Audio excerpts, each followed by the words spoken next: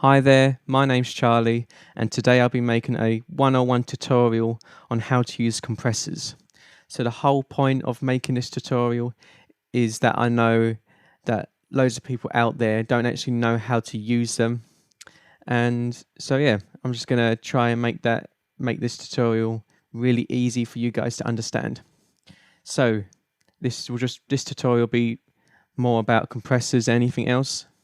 So as you can see here, I've just got a standard rock drum kit, just looped, and down here I have just the standard Logic plugin. As you can see, it's only the platinum digital type. There are other types here, as you can see, but today I'll be using just the normal digital one, or the simple digital one. So the overall definition of a compressor is that it's the type of hardware or software that reduces the dynamic range between the loudest and quietest parts of the audio signal.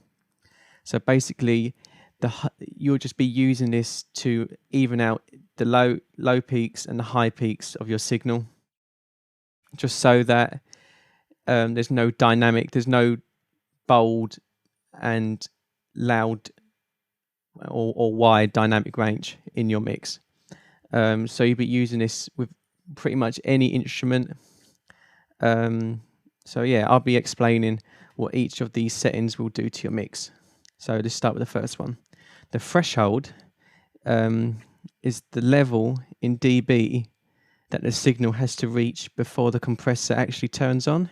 So as you can see here, at 0 dB, the actual compressor won't do anything, as you can see from this graph. You can see that nothing is getting attenuated here, and you can basically see that the actual compressor is not actually turning on. But if I just, well, it's not turning on because the actual ratio is 1:1, and the whole point of a ratio is basically how much the signal is reduced when it crosses over the threshold. So as you can see here, say once the signal goes over 15.5 dB, it will now reduce the actual signal from when it goes over 2 dB, it will reduce it back to 1. So as you can see here, you can see it slightly turns on and just ducks the high peaks. So like this, basically when I go to say 6 dB, you can see it's pretty much squashing it a little bit. So you don't want to have it on a high setting, but yeah. When it goes over 6 dB, it will now reduce it to 1 dB. So you'll probably use one of these high settings, maybe for like a kick drum or like a snare. You might be using a high setting. So yeah, well, once you reach, say, or limiting is roughly between 20 to 30 ratio. So 20:1 that is, or 30:1. It's pretty much limiting, so that the loud peaks are now getting squashed once the quietest peaks reach to that same amount, if that makes sense. So as you can see here, this is on a high compression. It's pretty much limiting, like I said, and as you can see, it is squashing the signal so much that is pretty much unusable. So yeah.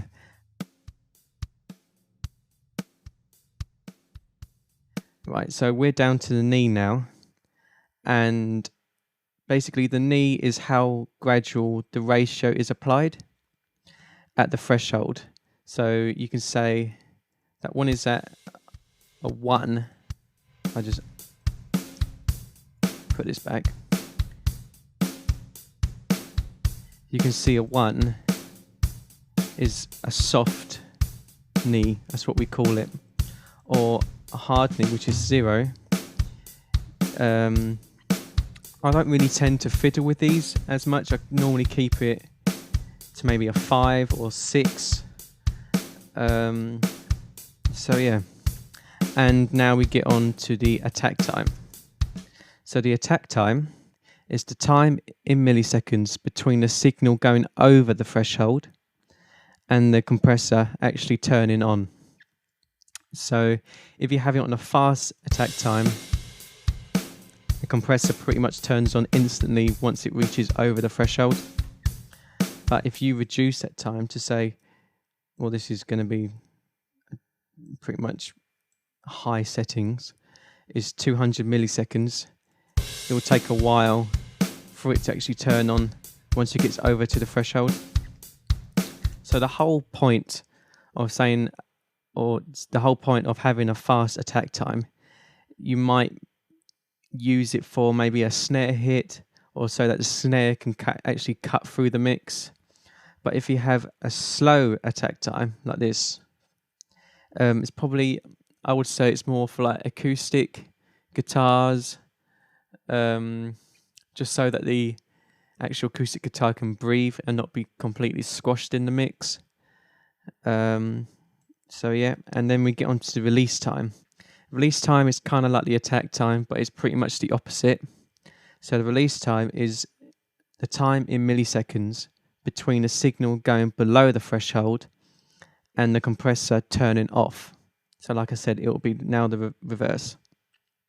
So I would say you have this on a high, well, first of all, I'll say don't put this on a high setting if you have probably like reverberated instruments. So like if you're playing a live piano in a room, do not have this on a high setting, a high release time, because it would just completely wash out the whole piano signal and it wouldn't sound nice at all. Unless you're going for that kind of effect, then go ahead and use it. But personally, I'll just keep it to maybe 50 or 40 milliseconds. And maybe you can use a quick release time. I'm not actually sure. Maybe for, well, not a quick release time, but maybe a reasonable quick release time. Maybe for, like I said, a snare, because you want to have that fast attack and maybe a fast release, so it's not constantly like a block signal. You don't want it to compress the hell out of your mix. So yeah, now we get on to the makeup gain. And the whole point of the makeup gain is so that it can compensate for the gain reduction that the compressor applies. So as you can see here, I'll be putting this on the limiting ratio, so 20, and pulling this threshold all the way down. So as you can see, it now reduces the actual the volume of the audio. So once I increase this, it now compensates for the reduction. So you'll be using this pretty much all the time. Otherwise, your mix will be quite quiet and compressed, which you don't really want it to be. You want it to be as dynamic as possible, but to also be matching with all the other songs out there. So yeah, so this is just a basic tutorial, like I said. If you want to know any more basic things like EQ or how to use certain plugins, then just let me know in the comments below. And yeah, I hope this will benefit you in the long run, and I hope you enjoy. Thank you very much. Goodbye.